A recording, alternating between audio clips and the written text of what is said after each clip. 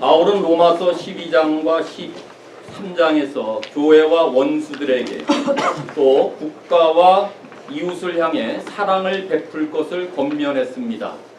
그리고 나서 14장과 15장에서는 교회 지체들을 어떻게 사랑해야 되냐 구체적인 설명을 이제 이어가고 있습니다. 특별히 오늘 본문 14장부터는 구체적인 사항을 교회 안에 두고 주고하지 않은데 교회 안에서 여러 지체들이 있지만 그 지체들의 일부 중에서 다른 지체들과 의견이 다를 때 하나님께서 세우신 이 교회를 어떻게 아름답게 온전하게 지켜나가야 되느냐의 문제를 다루고 있습니다. 교회를 온전하게 세워야 나가는 것은 바로 우리의 삶과 우리의 믿음을 세워나가는 것과 연결되기 때문에 굉장히 중요한 문제입니다. 하나님이 우리 모든 성도들을 교회 안에 두셨기 때문에 이 하나님의 몸을 이루는 모든 지체들이 우선적으로 해야 될 일은 교회는 평안에 매는 줄로 하나 되게 하신 것을 힘써 지키는 일입니다. 하나 되게 하라고 말하는 게 아니라 이미 하나 된 것을 지켜나가는 것이 우리가 해야 될 일이라고 말하고 있습니다. 그런데 교회는 매우 다양한 사람들이 함께 모인 곳입니다. 교회 안에는 서로 성장 과정이 다르고 학문과 또 믿음의 연수가 다르고 신분이 다르고 모든 것들이 다 다르며 재능과 취미를 달리하는 사람들이 함께 모인 곳이 교회입니다. 신앙의 연수도 다를 뿐만 아니라 어떤 자들은 믿음이 강한 자가 있고 어떤 자들은 믿음이 약한 자가 있을 수 있습니다. 그래서 교회는 의견 차이가 있을 수가 있고 이런 일로 인해서 교회는 언제나 의견 충돌이 일어날 수 있는 가능한 장소가 우리가 모인 교회입니다. 그러나 교회는 이러한 견해와 의견 차이를 극복하면서 하나 된 것을 지킬 수가 있어야 됩니다. 그럼 우리는 믿음의 공동체 안에서 서로 다른 의견 차이를 가진 자들이 있을 때 이 문제를 어떻게 해결해야 될까요? 은혜의 산실이라고 말하는 이 공동체를 사랑하면서 하나 된 것을 지켜나가는 비밀은 과연 무엇일까요? 먼저 바울은 믿음이 강한 자가 믿음이 약한 자를 받아라, 용납하라고 말합니다. 1절 믿음이 연약한 자를 너희가 받되 그의 의견을 비판하지 말아라. 받으라고 시작합니다. 그러니까 이 말의 전제는 로마 교회 성도들 안에는 자신의 의견과 다른 사람들 간의 의견 차이가 있어서 받아주기보다는 거부하는 분위기였다는 것을 전제로 하고 있습니다. 근데 무엇이 달랐냐 그 말입니다. 의견입니다. 의견. 여기서 말하는 의견이란 단어는 교리적인 문제를 말하는 것이 아닙니다. 성경에서 특별히 금하거나 명령하지 아니하는 비본질적인 문제들, 쉬운 말로 우리가 대수롭게 여기지 않는 문제들을 말할 때 의견이란 단어를 썼지 교리를 말하지 않습니다. 그래서 영어에도 opinion입니다. 개인적인 견해입니다. 교리적인 판단을 하는 게 아닙니다. 그래서 성도는 의견을 서로 달리할 수 있습니다. 교리에서는 일치를 가져와야 되지만 그 교리를 적용하는 쪽에서는 의견이 서로 분분하다. 그것을 말하는 것입니다. 예를 들어 이런 것입니다. 현대교회가 찬송가만을 불러야 되느냐 복음송가도 불러야 되느냐 이건 의견 차이입니다. 주일에 음식을 사 먹어야 되느냐 사 먹어서는 아니 되느냐 이건 의견 차이입니다. 이런 것을 말할 때 의견을 지금 서로 달랐다고 말이죠. 그러면 로마 교회 안에 있는 의견을 달리하는 두 가지 문제가 있었는데 먼저는 먹는 문제였습니다. 2절 어떤 사람은 모든 것을 먹는 믿음이 있었대요. 반면에 믿음이 약한 자는 채소만 먹었대요. 그 말은 뭘까요? 믿음이 연약한 자들은 고기를 안 먹었다 그 말이에요. 자요. 고기를 안 먹는 자가 연약한 자입니다. 이게 첫 번째 문제라면 또 다른 의견의 차이는 5절 어떤 사람은 날을 지키는 가운데 어떤 특별한 날을 정해서 이 날을 지켜야 된다. 다른 사람은 아니다. 괜찮다. 그래서 지금 당시에 있었던 배경을 갖고 이해하셔야 됩니다. 오늘날의 문제 갖고 끌어오지 마시고요. 1차적으로는 로마 교회 당시의 문제입니다. 음식의 문제와 날을 어떻게 지키는 두 가지의 문제가 있었습니다. 다시 말해 믿음이 연약한 자는 채소만 먹는다니까 고기를 안 먹는 거지요. 고기를 안 먹는다는 이들 성도는 레위기 11장에서 부정한 음식과 정한 음식을 말하면서 어떤 고기는 먹어도 되고 어떤 고기는 먹지 말라는 그 율법의 규례를 따랐던 자가 연약한 자입니다. 그래서 채소만 먹습니다. 근데 그들은 당시에 이방 신전에 바쳤던 우상 제물 가운데 고기가 굉장히 많았습니다. 이걸 바쳐놓고 시장에서 이 제물을 팔게 됩니다. 그러니 믿음이 연약한 자가 율법대로 따르기 위해서는 시장에 나와 있는 우상 제물에 바쳐진 고기를 먹을 수가 없다. 그 논리를 피는 것이 믿음이 연약한 자들이다. 이걸 말합니다. 반면에 모든 것을 다 먹는 자는 고기도 먹고 채소도 먹고 그거 다 먹는 것입니다. 왜 그랬을까요? 율법에 얽매이지 않고 자유롭게 처신하고 있었던 자들을 말합니다. 그래서 바울은 이 로마 교회 안에 이 논란의 문제를 제거하기 위한 조치로 믿음이 연약한 자를 받아라. 그래서 받으라는 거예요. 믿음이 연약한 자를 너희가 받으라. 그러면 다시 믿음이 연약한 자라고 말할 때 누구를 지칭하고 있어요? 율법의 규례대로 사는 자들을 믿음이 약한 자라고 말하는 거예요. 왜요? 율법대로 하다 보니까 고기를 먹을 수가 없거든요.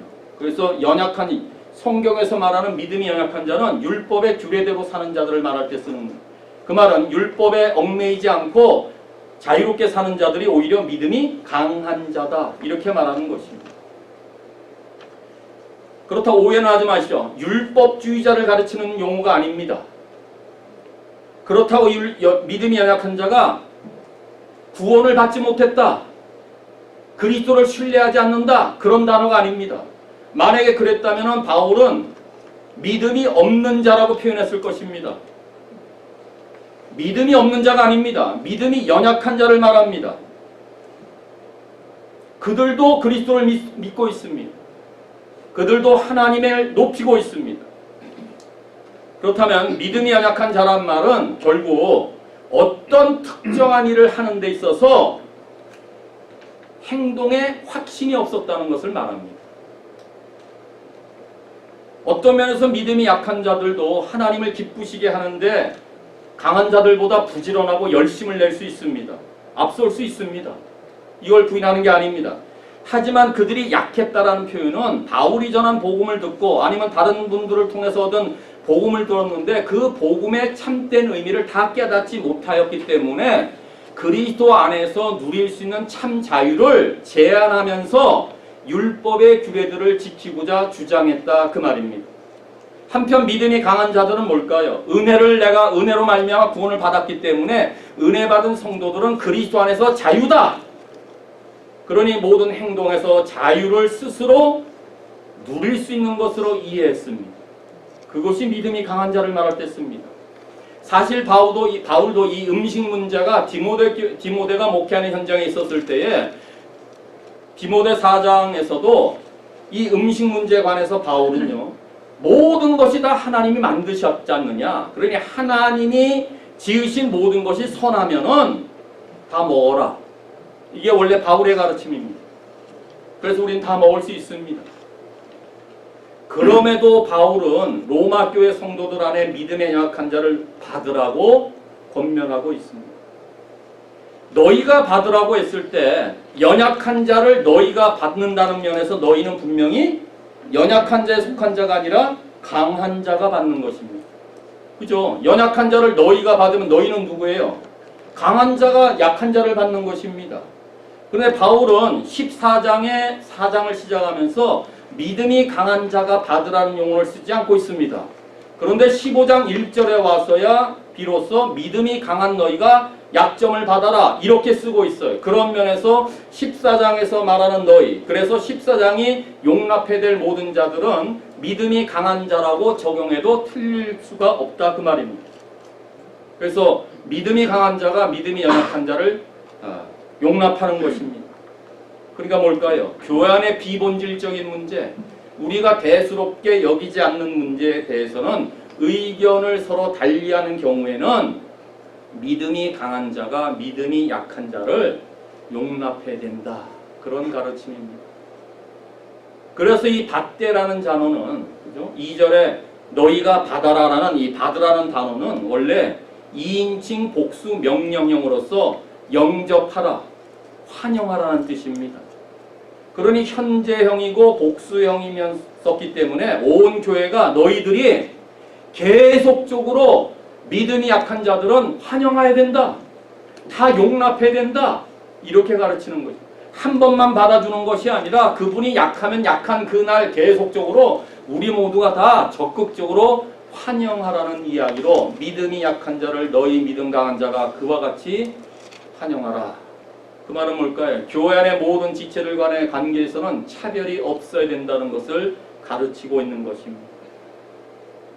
하지만 우리 안에는 여전히 내 의견과 일치하지 않으면은 그 사람을 거절하고 내 의견과 일치하면 받아들이는 경향들이 우리 가운데 다 있습니다. 그러나 다른 것은 틀린 게 아니라 다를 뿐입니다.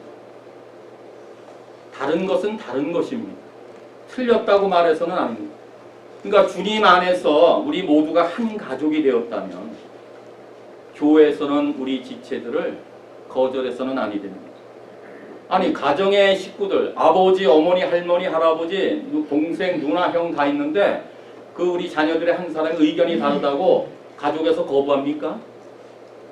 그렇지 않잖아요. 그건 의견이 다를 뿐입니다. 가족 안에서도 의견이 다르다고 차별해서 안 되고 거부를 해서도 아니 된다 그 말이죠. 우리 모두가 하나님 안에서 한 가족이기 때문에 의견이 다를지언정 받아줘야 될 것을 말합니다.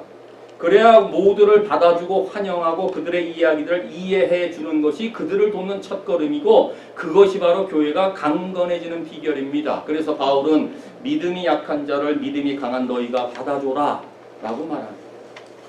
그런데 바울은 여기서 멈추지 아니하고 받은 다음에 한 걸음 더 나아가야 될 것을 권면합니다.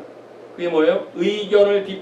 받은 다음에는 의견을 비판하지 말아라 라고 돼 있어요. 아까도 설명했죠. 의견은 교리적인 문제가 아니에요. 부수적인 의견이 오피니언이에요. 이걸 비판하지 말라는 거예요.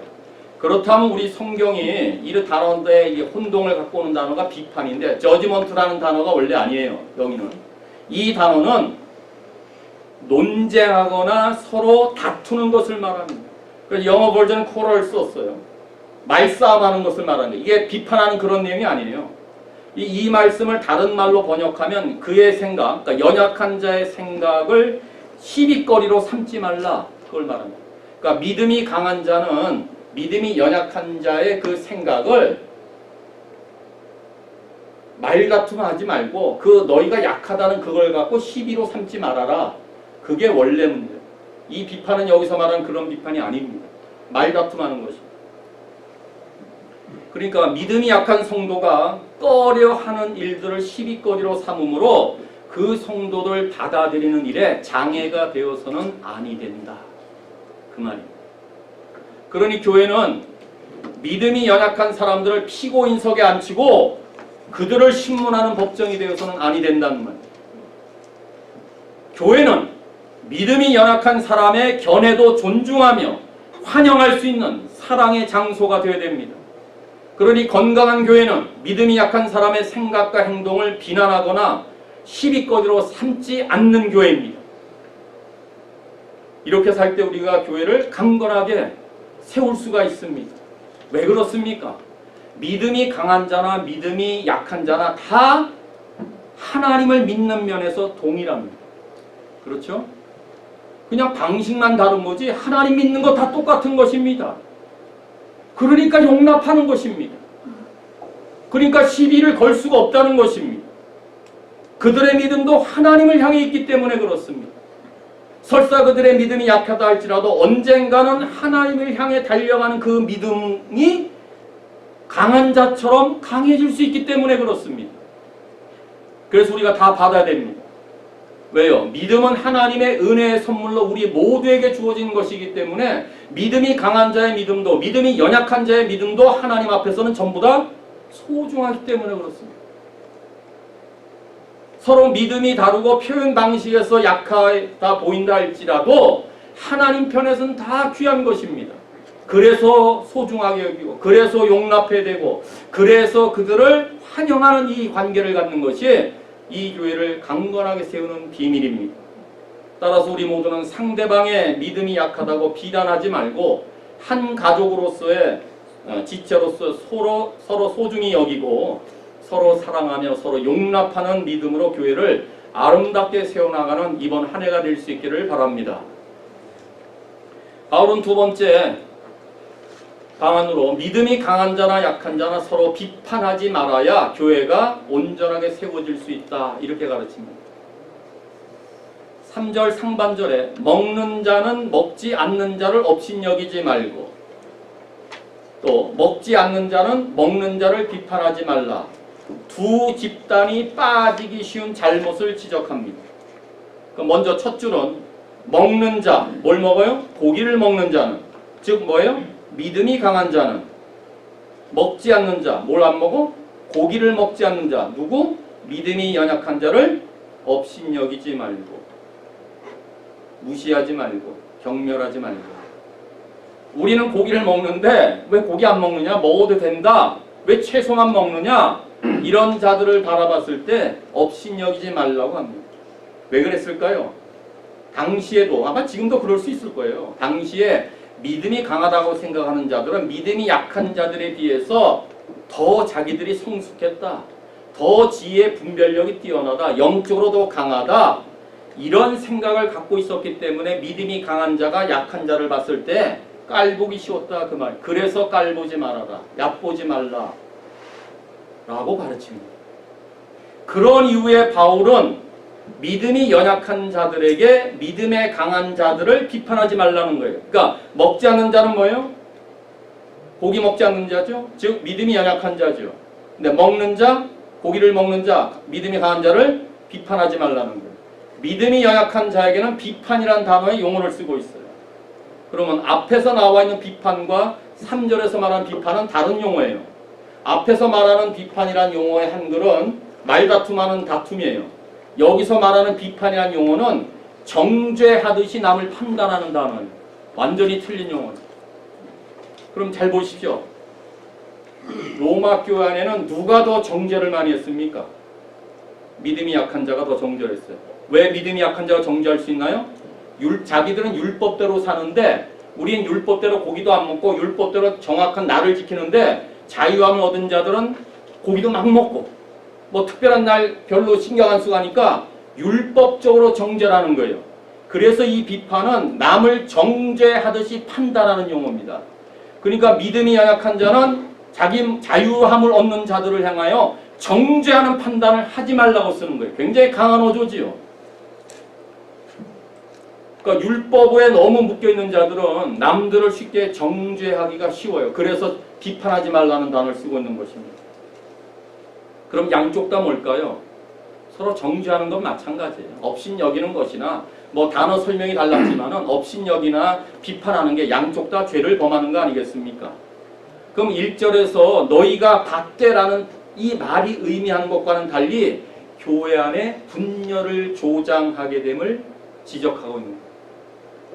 업신여기고 비판하면요, 너희가 받은 이 하나 된 것을 깨뜨린다고 바울은 지적하고 있는 것입니다. 그런 믿음이 강한 자나 믿음이 약한 자가 서로 업신여기지 말고 비판하지 말아야 되는 이유가 뭘까요? 그것이 3절 하반절이에요. 이는 왜냐하면 그를 받으셨기 때문에. 일반적으로 하나님은 앞에서 말했던 믿음이 강한 자도 받으셨고요, 믿음이 약한 자도 받으셨어요. 1절에 나와 있는 받다라는 단어와 3절에 하나님이 받다라는 단어가 같은 단어예요. 그러니까 앞에서는 믿음이 강한 자가 약한 자를 환영하라, 영접하라라고 돼 있어요. 근데 하나님도 우리들을 전부 다 뭐 했어요? 웰컴, 영접했어요. 환영했어요. 그러니까 어느 쪽이든 다 하나님께서 기꺼이 받아주셨기 때문에 서로 업신여기거나 서로 정죄하는 판단을 하지 말라고 했던 거예요. 그 이유입니다. 그러니까 하나님이 우리 있는 모두 그대로를 다 받으셨다면요, 우리 주위에 있는 성도들이 다르다 할지라도 서로 용납하고 환영하라는 것입니다. 비록 의견이 다를지라도 그들의 생각이 나와 똑같지 않더라도 하나님이 그들을 받으셨다면 우리가 못 받을 이유가 없다는 것입니다. 그래서 왜냐하면 하나님이 그들을 받으셨기 때문이다. 라고 말합니다. 그런데 이제 어떤 학자들의 견해는 이런 것이 있을 수 있어요. 하나님이 약한 자를 1절에서 받을 때 강한 자가 약한 자를 받았다고 이렇게 말했다면 3절의 권면은 오히려 약한 자가 범하기 쉬운 앞에 말하는 비판과 관련된 것으로 고려했을 때 이것은 약한 자에게 하나님이 강한 자를 받으셨다. 그러니 믿음이 약한 자들아 비판하지 말아라. 그런 용어로도 쓰여질 수 있어요. 왜냐하면 3절 하반절에 그를 받은 것을 단수로 쓰고 있기 때문에 그래요. 그러니까 비판이라는 용어를 약한 자에게 썼거든요. 그죠? 어떻든지 뭐 그것은 해석의 차이라 할지라도 어떻든지 믿음이 약한 자는 믿음이 강한 자를 받았고 믿음이 강한 자도 하나님이 받으셨다면은 서로 비판을 해서는 아니 된다 그 말을 말하죠. 그래서 예수님께서도 비판을 받지 않으려거든 비판하지 말라. 여기서의 비판도 남을 정죄하는 판단을 말하는 비판이에요. 그러니까 우리가 잘 적용을 해야 되는데 죄를 범하고 악한 일을 행할 때는 우리가 사랑 안에서 진실을 말하는 거예요. 이건 비판과 다른 이야기예요. 여기서 말하는 비판은 내가 정죄하는 거예요. 내가 하나님이 되는 거예요. 정죄는 내가 심판관이 되는 거예요. 성경은 그것을 금하고 있는 거예요. 아니 죄악을 범하는 자에게 그거 하지 말라. 이건 판단, 비판 아니에요. 이건 사랑 안에 진실을 말하는 거예요. 그러나 어떤 특정한 일로 인해서 당신 죄졌어, 당신 벌받아, 이거 당신 징벌이야. 이건 자기가 심판관 아래서 마치 남을 판단하는 것. 그 비판하지 말라는 것이에요.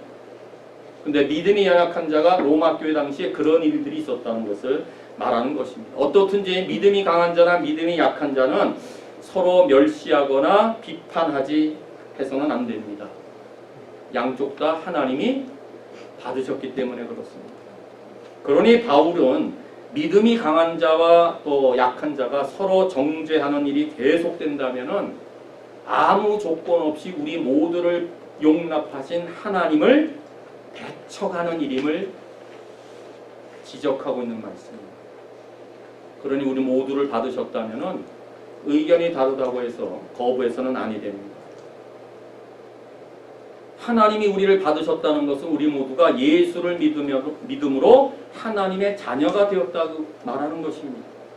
그러니까 하나님의 자녀가 되었기 때문에 어떤 쪽에서는 하나님을 믿는 믿음으로 먹지 않을 수가 있고 어떤 쪽은 하나님을 믿는 믿음으로 먹을 수가 있는 것입니다. 당시 문화적인 배경이 그러했다 그 말입니다. 이것을 이해시키기 위해서 바울은 4절에서 주인과 하인의 예를 들어서 이제 로마 교회 성도들에게 설명하는 것입니다. 남의 하인을 비판하는 너는 누구냐? 그가 서 있는 것이나 넘어지는 것이 자기 주인에게 있으면 그가 세움을 받으리니 비판하는 너는 누구냐? 질문의 형식을 띠면서 믿음이 강한 자나 연약한 자가 함께 정죄하는 이러한 것을 엄히 질책하고 있는 것입니다. 이 설명은 이런 것이잖아요. 당시에 노예들이 있었고 종을 데리고 있었기 때문에 이들은 이 문장이 쉽게 떠올라서 우리에게는 별로 안 떠오르는 거예요. 왜냐하면 우리 집안에 지금 하인을 둔 적이 없잖아요. 당시에는 노예가 있었어요. 종이 있었죠. 그러면 집주인이 하인들을 부리잖아요.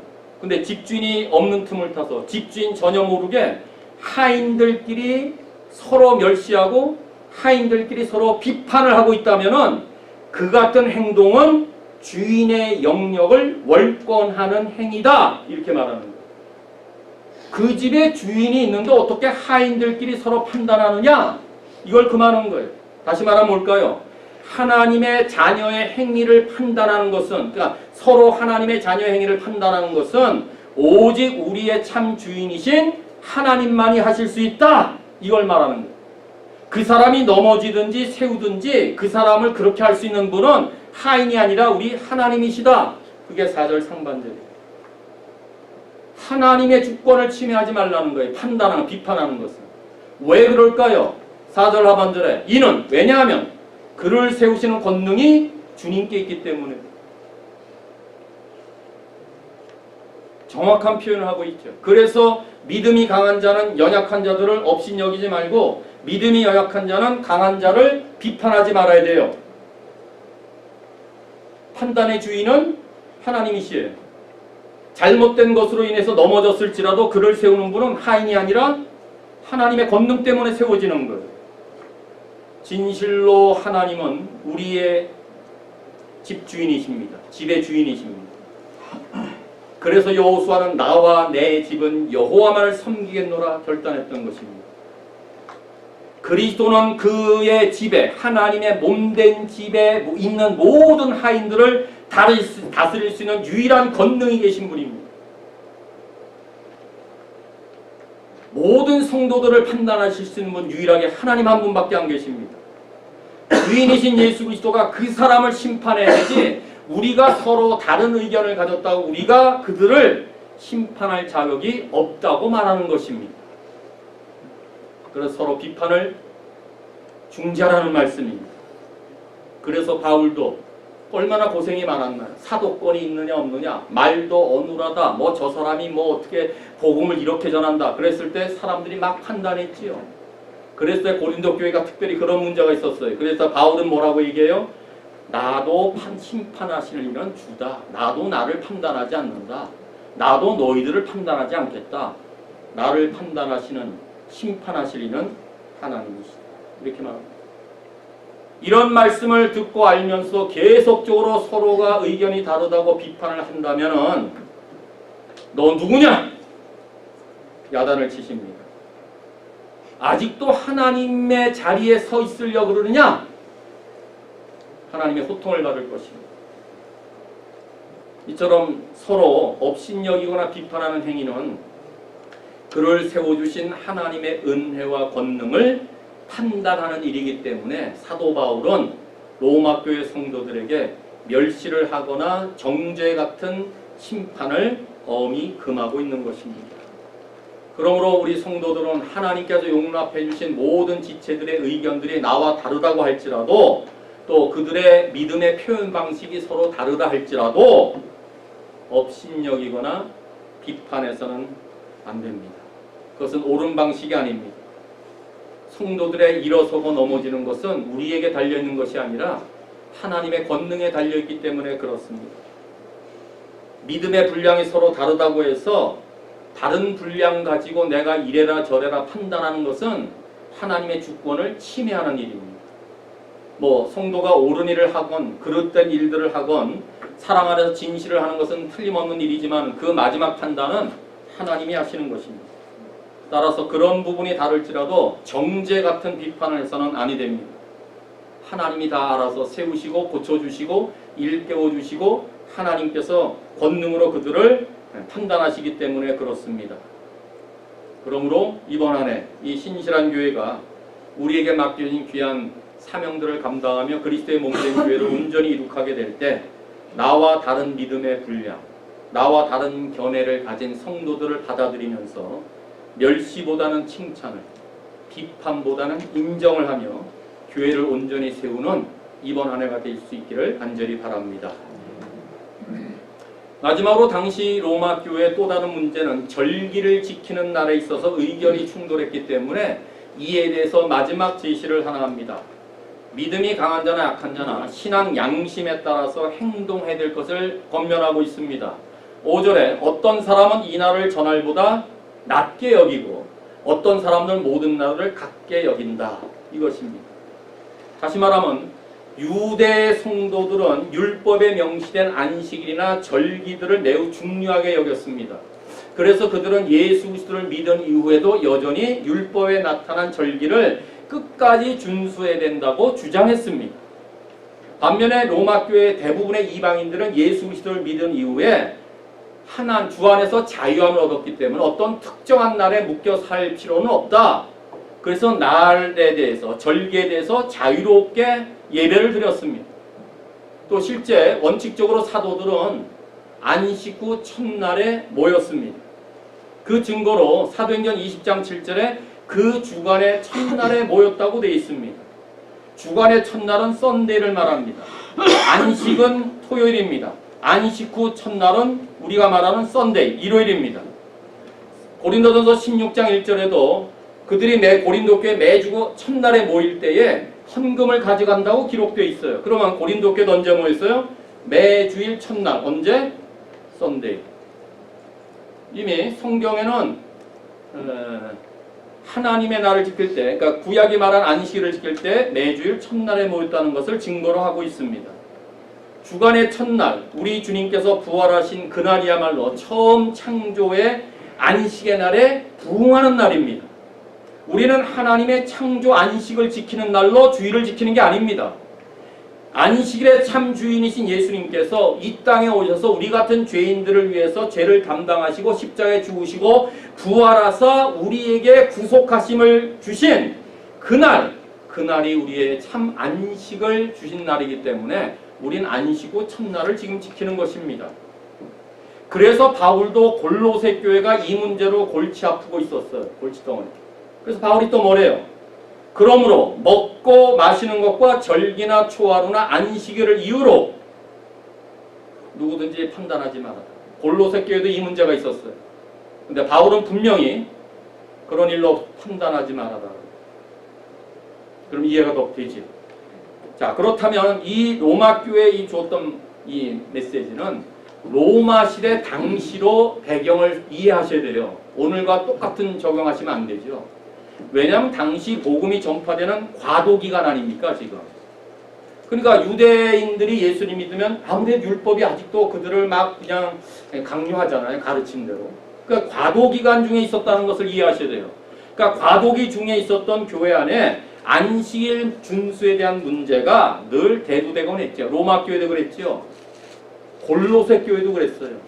또 갈라디아 교회도 그랬어요. 그러니까 이 초반에 있었다는 얘기죠. 그러니까 로마 교회 편지를 쓸 때도 이러한 문제가 있었기 때문에 바울은 원칙상 안식 후 첫날을 동의한 자예요.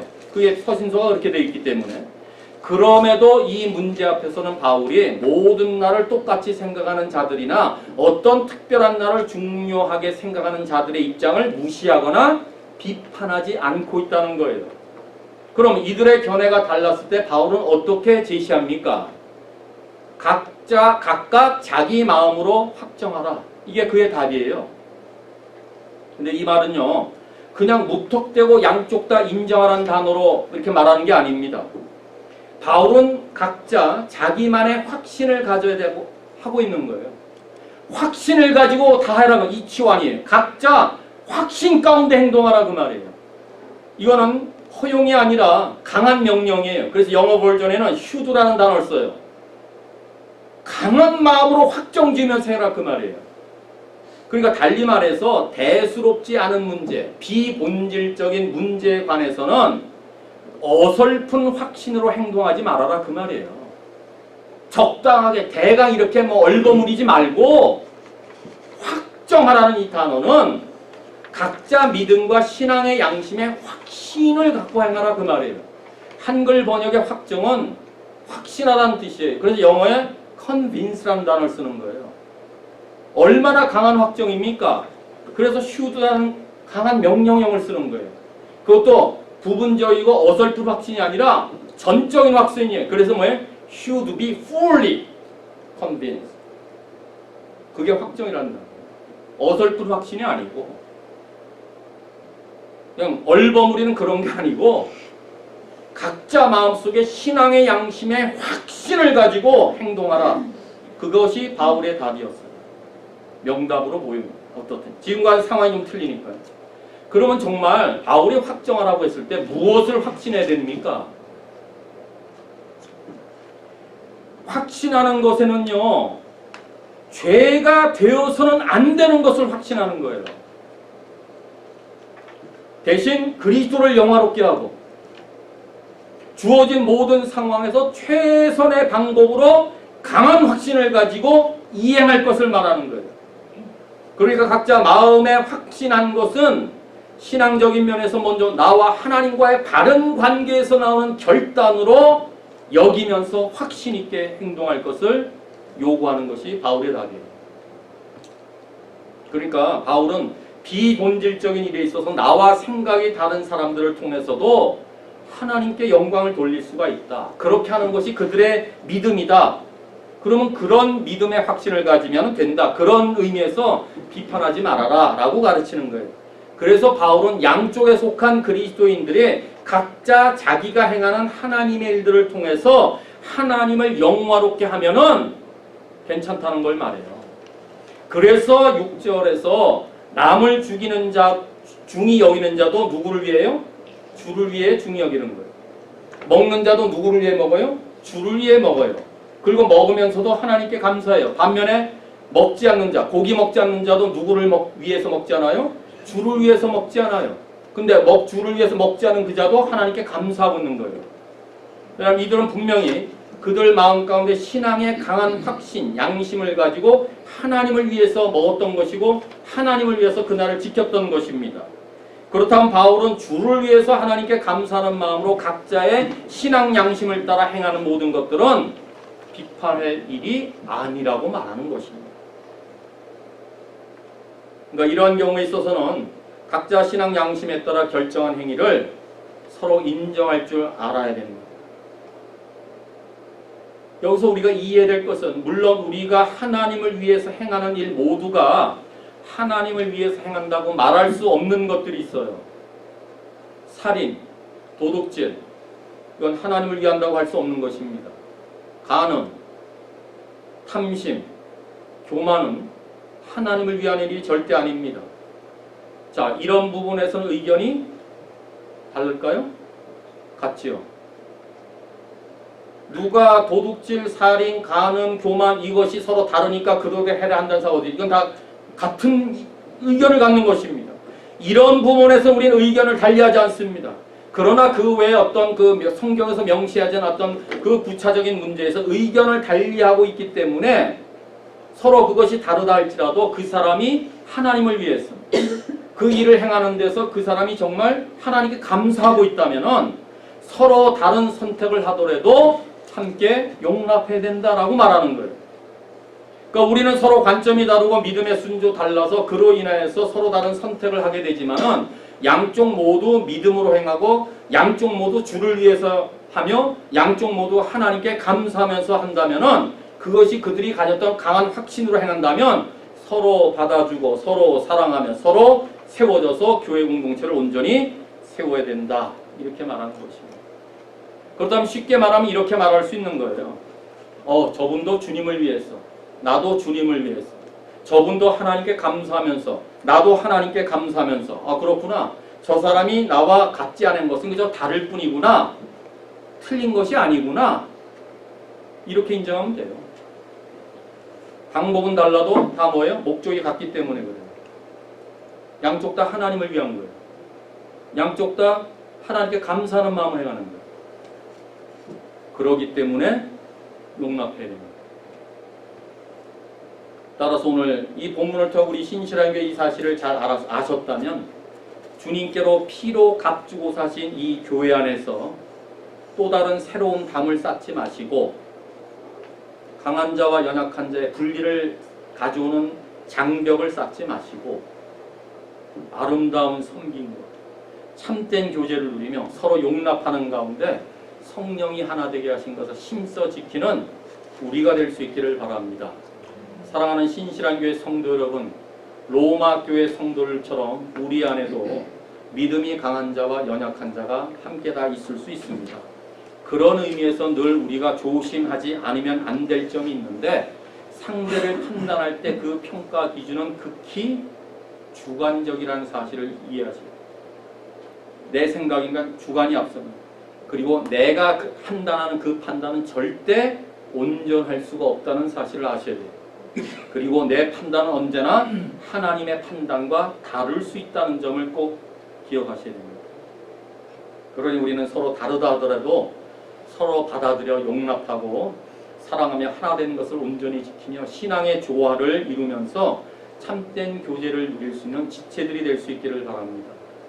대수롭지 않는 것들에 대해서 분열과 비난을 일으키는 논쟁을 일으키기보다는 하나님께서는요, 나와 너무나 다른 사람들도 받아들였다는 이 영광스러운 진리 위에 나와 정말로 다르다는 사람마저도 하나님이 받으셨다는 영광스러운 진리 위에 우리 믿음의 기반을 세워야 합니다.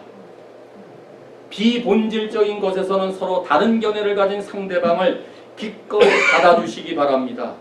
나도 너도 아닌 오직 하나님만이 우리 모두의 참 주인이시고 하나님만이 너와 나 우리 모두의 심판자이시기 때문에 그렇습니다. 이제 남은 날은 서로 사랑하고 서로 용납하며 서로 세워주면서 함께 하나님의 영광을 위해서 늘 감사하는 마음으로 동력하여 이 신실한 교회를 아름답게 그리고 온전히 세워가는 신실한 주의 종들이 되시기를 주님의 이름으로 축원합니다.